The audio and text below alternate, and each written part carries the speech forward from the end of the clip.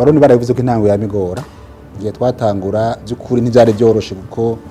n'uruganda rwari rutanguye ataho turubona muri Afrika cyangwa mu karere cari cyumviro n'ubushakashatsi buje umurikiwe n'umukoresha mukuru avuga ati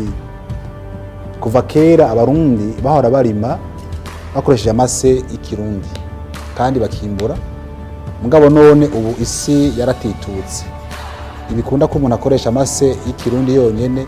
ni vyiza yuko umuntu avanga n'amase y'ikizungu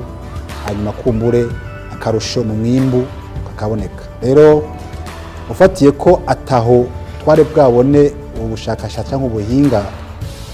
mu bihugu bidukikije canke ahandi hatwegereye ucumva yuko intango yari igoye kuri twebwe nibuka ko tuvyumvira ntabona neza ingene bizogenda mu Burundi igihugu bava ko ikenye ku isi gushiraho uruganda rukora ifumbire aho umuntu atayibona ataho turabibona mbega ibintu bizokuna zari nk'indoto umuntu ariko arabamwo mugabo hamwe n'Imana n'ishaka ry'umuyobozi mukuru uruganda rwarubatswe rero hageze gutangura guhingura ucomba ko nayo cyari kibazo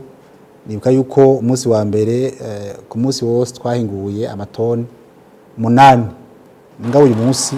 aho tugeze ku matoni ababa 600 ku munsi urumva yuko intango yari igoye ariko uyu munsi aho tugeze urumva ko hashimishije